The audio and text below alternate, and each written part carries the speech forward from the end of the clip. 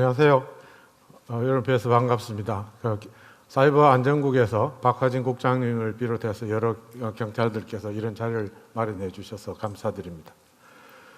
저는 오늘 밝은 인터넷 세상이라는 제목으로 여러분과 말씀을 나누고자 하는데 제목 자체가 어디 마음에 드십니까?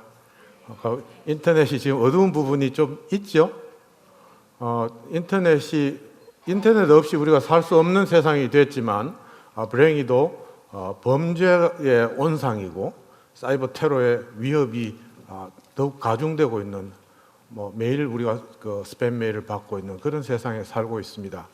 그래서 저는 학자로서 경찰님들이 하시는 역할하고는 좀 다르게 어떻게 근원적으로 이 문제를 해결할 수 있을까에 대한 연구를 하게 됐습니다.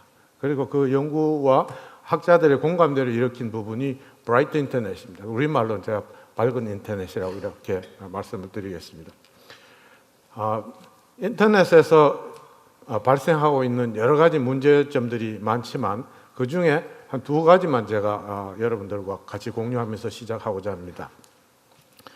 메일을 우리가 받으면 스팸 메일이 필터링을 받기 때문에 좀 줄긴 하지만 68%가 스팸 메일이라고 합니다. 인터넷 투자를 해놓고 68%는 해커들이 사용하는 셈이죠. 그런데 그 메일이 어디서 오는가 하면은 좀비 컴퓨터에서 오는 게 90%입니다. 자기 컴퓨터가 그렇게 악용되고 있는 것이죠. 그리고 인터넷에서 범죄를 하는 웹사이트들이 하루 만에 자기 사이트를 바꾸는 것이 전체 웹사이트의 70%를 차지한다고 그래요. 저는 상상이 가지 않습니다. 그런데 이게 보고된 통계입니다. 그래서 이런 상황 속에서 기업들이나 개인이나 정보 보안에 대해서 신경을 쓰지 않을 수 없는데 기업들은 여러 가지 정보 보안 솔루션을 투자를 합니다. 대기업은 어느 정도 솔루션 투자를 하지만 제가 지금 하나씩 다 볼 시간은 없지만 그러나 완전히 창을 막을 수 있는 방패가 없다. 그래서 비용이 많이 들고 그러나 또 불안전한 상황이고 중소기업은 내용도 다 알 수 없고 투자할 수도 없고 개인은 더군다나 조심하자고 하지만 완전히 아는 것이 불가능한 상황입니다. 그래서 지금 방식은 왜 이렇게 됐느냐? 인터넷이 초기에 설계 개념이 모든 사람이 통신할 수 있는 편리한 시스템을 만들자. 거기에 초점이 가 있었어요.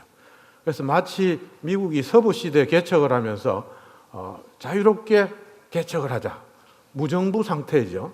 그러나 거기는 반드시 범죄자들이 나타나고 해서 지금은 피해자가 알아서 피하라는 그런 식의 방식이죠. 거긴 경찰도 없습니다. 어떤 면에서는 없고 보안관도 멋진 클린트 이스트우드 같은 보안관도 없고 그래서 자기 방어 자기가 하라는 방식이기 때문에 담을 높게 쌓아서 파이어월을 해서 스스로 보호하라. 그게 현재 원칙입니다. 그래서 제가 이것을 수신자 책임의 원칙이라고 이렇게 불렀습니다. 왜냐하면 앞으로 제안하고자 하는 발송자가 잘못한 사람이 책임져야지 수신자가 어떻게 다 책임지게 하는가 하는 개념에서 제가 작년에 세계 정보 시스템 학회 회장에 선출이 됐습니다. 한국에서 처음 그 일을 하게 된 보람이 있지만 전체적으로 이 학회 회장으로서 무슨 역할을 해야 될까? 회장은 기관을 관리하는 것이지 꼭 비전을 내는 것은 아닌데 저는 인터넷의 어두운 면을 근원적으로 해결할 수 있는 연구를 해야 되겠다는 걸 비전으로 해서 밝은 ICT 사회를 만들자 해서 그 중에서도 밝은 인터넷을 만들자, 브라이트 인터넷의 비전을 내걸고 그게 학회 회원들의 동의를 받아서 학회의 비전으로 채택이 됐습니다. 그랜드 비전이 됐어요. 그리고 나서 다른 학회에서도 동의를 하고 학자들이 연구를 시작하고 더 좋은 증거는 유엔 산하의 정보통신 유니언이 있습니다. International Telecommunication Union, ITU가 있는데 거기에서 화두가 미래의 통신이 믿을 수 있는 통신 시스템이라 해야 되겠다. 그래서 Trusted Information Infrastructure가 자기들 캐치프레이즈인데 방법이 없는 거예요. 그래서 저희들이 제안했던 브라이트 인터넷의 비전을 채택하면서 학자는 연구를 하고 그 ITU에서는 표준을 만들고 정부 정책으로 채택해서 글로벌하게 추진하자 하는 합의를 했고 이번 12월 달에 서명식을 하게 됩니다. 그러면 아직 초기 단계지만 다음 세대의 인터넷은 이런 방향으로 갈 수 있는 가능성이 대단히 높아졌습니다. 그런데 ITU에서도 핵심 역할을 하시는 분이 이재섭 총국장 한국분이에요. 그래서 한국에서 이 비전을 가지고 세계를 이끌어 나갈 수 있는 좋은 위치에 있습니다. 그래서 우선 개념을 체계화하기 위해서 제가 1차적으로 논문을 써서 학자들이 움직이도록 했고요. 기본 원칙은 굉장히 쉽습니다. 제가 5가지 원칙을 쉽게 말씀드리겠는데 여러분들 한번 들으시면 다 기억하실 거라고 기대합니다. 지금은 우리를 가해한 해커가 누군지를 알 수가 없어요. 더군다나 외국을 통해서 다른 사람 좀비 컴퓨터를 통해서 하면 추적도 불가능하다. 그렇지만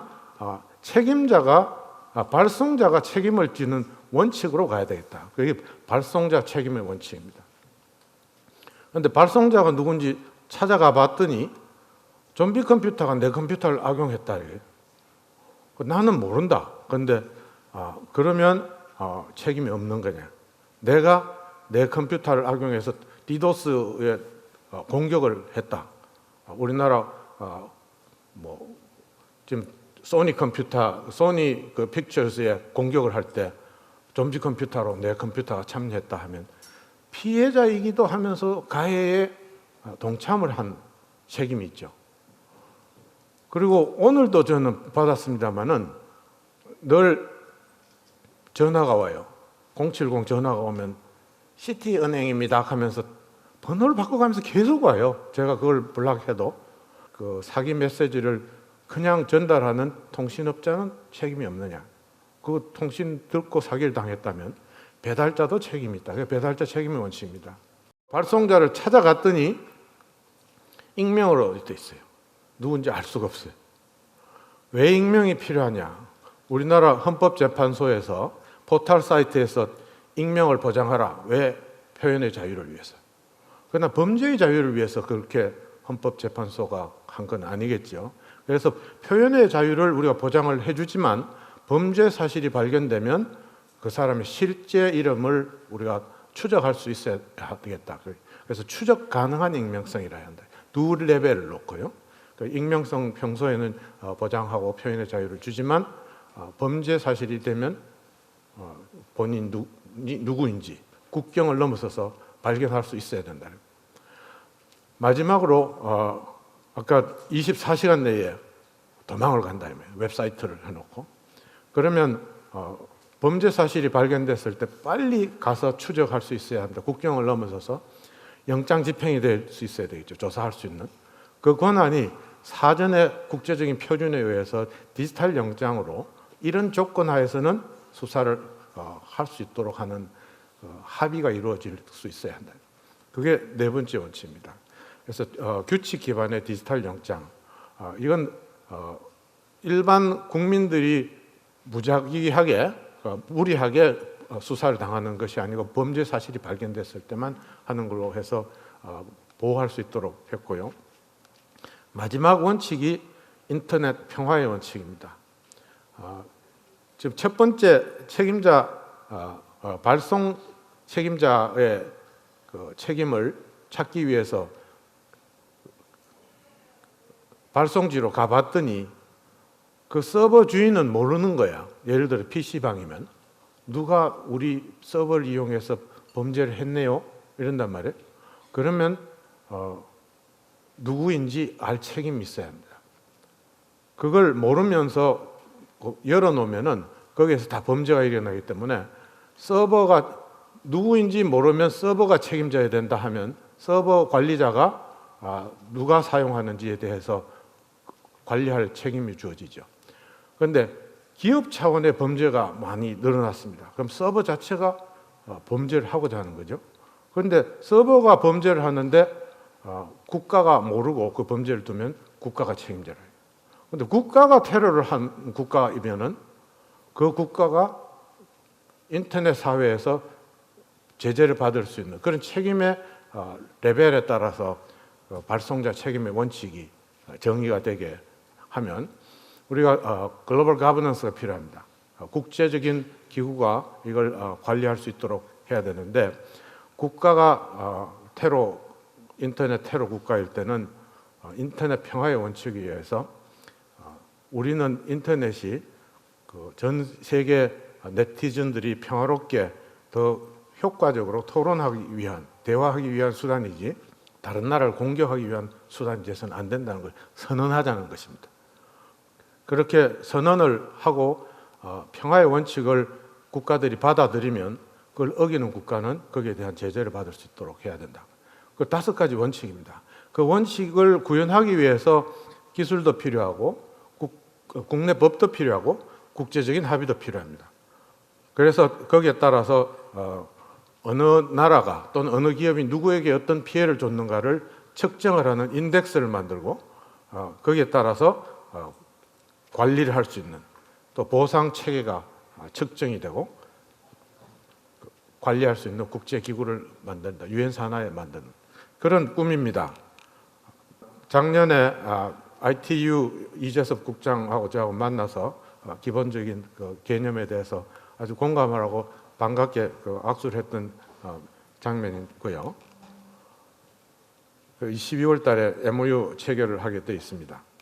국내에서는 한국경영정보학회에서 브라이트 ICT 연구회를 창립을 해서 활동을 하고 있고, 카이스트에서는 브라이트 인터넷 리서치 센터를 설립을 했습니다. 그리고 우리나라에서 ITU와 대응되게 Trusted Information Infrastructure Forum을 발족을 했습니다. 그리고 IPB라는 국제학술단체에서도 이 비전을 채택해서 바라건대는 이번 2017년 12월 달에 AIS 국제학회를 처음으로 서울로 유치했는데, 여기서 브라이트 인터넷 글로벌 서밋을 해서 한국이 이런 무브먼트의 첫 주체 국가가 되도록 했으면 좋겠다 하는 그런 뜻을 가지고 준비를 하고 있습니다. 발송자 책임의 원칙을 다시 좀 부연해서 말씀드리면은, 전자제품의 쓰레기는 누가 책임져야 됩니까? 쓰레기 폐기하는 것을 마지막 사용자입니까? 아니면 제조회사입니까? 우리 상식적으로 생각할 때는 우리 집에 있던 TV를 생산회사가 어떻게 와서 그걸 폐기하는 과정을 책임지나, 그렇게 생각이 되죠. 그래 왔습니다. 그런데 그렇게 하니까 생산회사가 제조하는 단계에서 유해물질을 줄이고 폐기물이 줄어들도록 한 설계를 하지 않는다. 그래서 최근에 발송자 책임의 원칙으로 바뀌었습니다. 전자제품을 만드는 회사들이 공동으로 책임을 지는데, 이걸 공동으로 하니까 또 책임의식이 적어져요. 각 인디비주얼 프로듀서가 자기가 만든 제품에 대한 폐기물 회수는 생산자가 자기가 책임지는 원칙으로 만들어졌습니다. 그래서 제3의 회사가 쓰레기를 대신 수거해서 회수를 해주면 생산자가 자기 책임을 하는 이런 방식으로 가게 됐는데, 하드웨어에서의 쓰레기 처리를 그렇게 하는데 소프트웨어의 쓰레기는 누가 책임져야 되겠습니까? 피해자가 책임질 문제가 아니다. 발송자가 책임질 수 있는 원칙으로 해서 쓰레기 자체를 유해한 코드를 만드는 것 자체를 줄일 수 있도록 하는 그런 원칙으로 인터넷 세상이 바뀌어야 되겠다. 신고할 수 있도록 하고, 발송자 책임 소재의 단계에 대해서는 아까 말씀드린 대로 개인에서 시작해서 그 서버를 사용한 기업이 책임질 수 없지 않으면 그걸 관리하지 않은 국가가 책임지는 이런 단계별로 하게 되는데, 우리 대통령께서도 미국 대통령 만나셔서 사이버 안전에 대해서 서로 합의를 하셨습니다. 공동으로 노력하자는. 미국과 중국도 사이버 군축을 합의를 했습니다. 그런데 방법은 아직 마땅한 게 없습니다. 더 좋은 방법이 나오면 그걸 채택하겠지만, 특별히 그렇지 않다면 지금 우리가 제안하는 브라이트 인터넷이 그 대안이 될 수 있다고 생각을 합니다. 기술적인 대안과 국제적인 가버넌스까지 같이 연결된 답을 찾아야 되기 때문에, 지금까지 사이버 안전에 대해서 연구하는 학자들 제가 다 만나봤는데 주로 관점이 나의 시스템을 어떻게 보호할까에 초점이 가 있어요. 전 세계적으로 이 문제를 예방적으로 가해자의 근원을 줄일 수 있는 그런 방법으로는 지금까지 연구가 별로 되고 있지 못하였습니다. 그래서 우리 새로 이 연구 주제를 내놓으니까 많은 학자들이 그런 노력을 하려고 이제 동참하고 있습니다. 두 번째, 배달자 책임의 원칙의 관점에서는 스팸 메일이 90%가 좀비 컴퓨터에서 나온다는 말씀을 드렸죠. 그런데 우리나라에서는 누가 이런 스팸 메일을 전달하는가를 조사를 해봤더니 주로 ISP, 10대 ISP에서 스팸 메일의 85%가 발생하고 있어요. 20개를 하면은 90%입니다. 그래서 이 20개의 소스만 우리가 잘 관리하면은 90%의 스팸 메일을 배달해주는 것을 우리 차단할 수 있죠. 그러나 통신 회사들은 우리가 그 통신 내용을 볼 자격이 없다, 권리가 없다 이런 이야기를 합니다. 그래서 우리가 같이 합의를 해서 우리 사생활을 침해하는 것은 보라는 뜻이 아니지만 범죄 예방하는 노력은 서로 합의를 해줄 수 있지 않는가. 이거 사회적 합의가 이루어지면은 법이 그렇게 만들어지고 예방해 줄 수 있을 거라고 생각합니다. 본의 아니게 사기를 당하는 분들을 예방해 줄 수 있는 법이겠죠. 그 다음에 세 번째, 추적 가능한 익명성은 익명성이 좋은데 나의 실명이 확인되면 그건 사생활 침해 아닌가 하는 우려가 되죠.